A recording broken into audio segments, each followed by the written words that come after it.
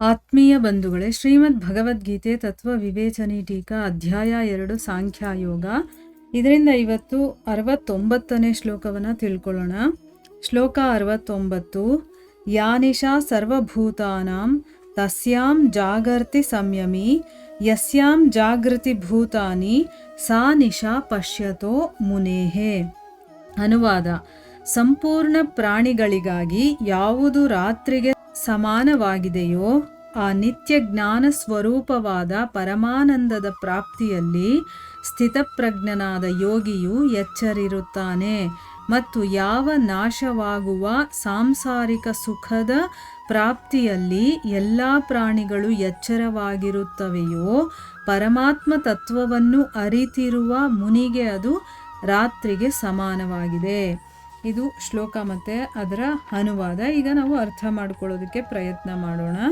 ಓದ ಶ್ಲೋಕಗಳಲ್ಲೆಲ್ಲ ಭಗವಂತ ಏನು ಮಾಡ್ದ, ಮನಸ್ಸು ಮತ್ತು ಇಂದ್ರಿಯಗಳ ಸಂಯಮವನ್ನು ಮಾಡಿಕೊಳ್ಳದೆ ಇರೋದ್ರಿಂದ ಆಗುವಂಥ ಹಾನಿ ಮತ್ತು ಸಂಯಮವನ್ನು ಮಾಡಿಕೊಳ್ಳೋದ್ರಲ್ಲಿರುವಂಥ ಲಾಭ, ಈ ಎರಡನ್ನೂ ಕೂಡ ತಿಳಿಸಿ, ಮತ್ತು ಸ್ಥಿತಪ್ರಜ್ಞಾವಸ್ಥೆಯನ್ನು ಪಡೆಯೋದಕ್ಕೋಸ್ಕರ ರಾಗ ದ್ವೇಷ ಇದನ್ನೆಲ್ಲ ಸಂಪೂರ್ಣವಾಗಿ ತ್ಯಾಗ ಮಾಡಬೇಕು. ಮನಸಹಿತ ಇಂದ್ರಿಯಗಳನ್ನು ಕಂಟ್ರೋಲ್ ಮಾಡಿಟ್ಕೊಂಡಿದ್ರೆ ವಿಶೇಷವಾಗಿ ನಮಗೇನು ಅನುಕೂಲಗಳೆಲ್ಲ ಸಿಗತ್ತೆ ಅನ್ನೋದ್ರ ಬಗ್ಗೆ, ಮತ್ತೆ ಸ್ಥಿತಪ್ರಜ್ಞ ಪುರುಷ ಇರ್ತಾನಲ್ಲ ಅವನ ಸ್ಥಿತಿ ಹೇಗಿರುತ್ತೆ ಅದನ್ನೆಲ್ಲ ವರ್ಣನೆ ಮಾಡ್ದ.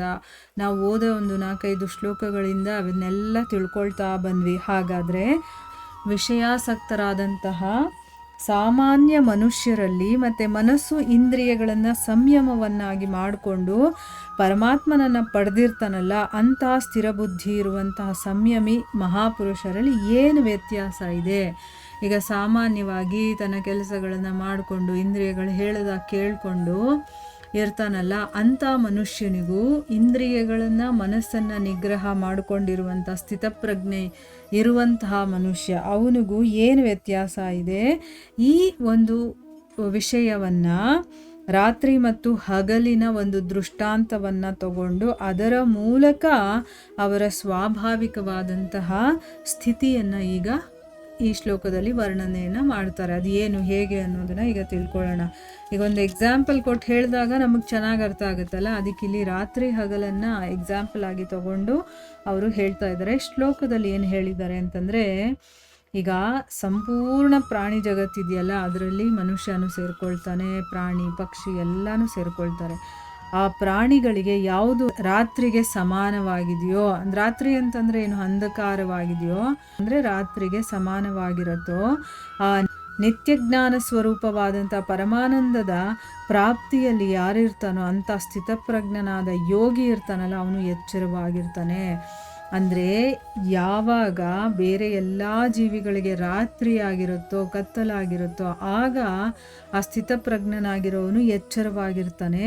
ಮತ್ತು ಯಾವ ನಾಶವಾಗುವಂಥ ಸಾಂಸಾರಿಕ ಸುಖದ ಪ್ರಾಪ್ತಿಯಲ್ಲಿ ಎಲ್ಲ ಪ್ರಾಣಿಗಳು ಎಚ್ಚರವಾಗಿರ್ತಾರೋ, ಈ ಜಗತ್ತಲ್ಲಿರುವಂತಹ ಭೋಗಗಳನ್ನು ಭೋಗಿಸೋದಕ್ಕೆ ಎಲ್ಲರೂ ಹಾತೊರಿತಾ ಏನೇನೋ ಒಂದೊಂದಲ್ಲ ಕೆಲಸ ಮಾಡ್ತಾ ಇರ್ತಾರೆ, ಅದನ್ನು ಪಡ್ಕೋಬೇಕು ಅಂತ ಹೋರಾಡ್ತಾ ಇರ್ತಾರೆ. ಆ ರೀತಿ ಎಲ್ಲ ಪ್ರಾಣಿಗಳು ಎಚ್ಚರವಾಗಿದ್ದಾಗ ಪರಮಾತ್ಮ ತತ್ವವನ್ನು ತಿಳ್ಕೊಂಡಿರುವಂತಹ ಮುನಿ ಇರ್ತಾನಲ್ಲ ಅವನಿಗದು ರಾತ್ರಿಗೆ ಸಮಾನವಾಗಿರುತ್ತೆ. ಅಂದರೆ ಜಸ್ಟ್ ಆಪೋಸಿಟ್ಟು. ಐಹಿಕ ಪ್ರಪಂಚದವರಿಗೆ ಯಾವಾಗ ಕತ್ತಲಾಗಿರುತ್ತೋ ಆಗ ಸ್ಥಿತಪ್ರಜ್ಞನಾಗಿರುವಂಥ ವ್ಯಕ್ತಿ ಎಚ್ಚರವಾಗಿರ್ತಾನೆ. ಯಾವಾಗ ಇವರೆಲ್ಲ ಆ್ಯಕ್ಟಿವ್ ಆಗಿರ್ತಾರೋ ಆಗ ಸ್ಥಿತಪ್ರಜ್ಞನಾಗಿರುವಂಥವನಿಗೆ ರಾತ್ರಿಯ ಸಮಾನವಾಗಿರುತ್ತೆ. ಇದು ಈ ಒಂದು ಶ್ಲೋಕದ ಅರ್ಥ. ಇಲ್ಲಿ ರಾತ್ರಿ ಹಗಲು ಅಂದಿದ ತಕ್ಷಣ ಸೂರ್ಯ ಮುಳುಗೋದು ಹುಟ್ಟೋದಿದೆಯಲ್ಲ ಅದನ್ನು ಹೇಳ್ತಾ ಇಲ್ಲ. ಇಲ್ಲಿ ಜ್ಞಾನ ಅಜ್ಞಾನದ ಬಗ್ಗೆ ಹೇಳ್ತಾ ಇದ್ದಾರೆ. ಅದನ್ನು ಒಂದು ಮನಸ್ಸಲ್ಲಿ ಇಟ್ಕೊಂಡಿರಬೇಕು.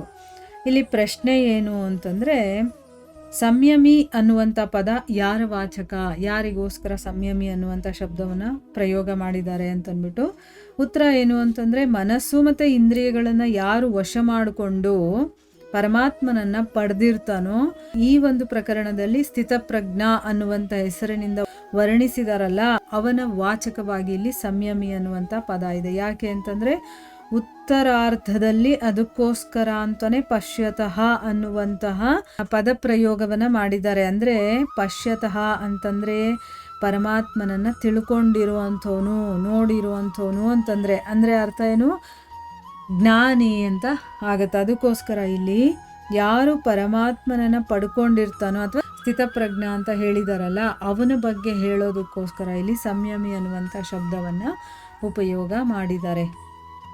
ಈಗ ನಮಗೆ ಸಂಯಮಿ ಅಂತ ಯಾರಿಗೆ ಹೇಳಿದ್ದಾರೆ ಅನ್ನೋದು ಗೊತ್ತಾಯ್ತಲ್ವ. ಮುಂದಿನ ಪ್ರಶ್ನೆಯನ್ನು ನಾವು ಮುಂದಿನ ಭಾಗದಲ್ಲಿ ತಿಳ್ಕೊಳ್ಳೋಣ. ಹರೇ ಕೃಷ್ಣ.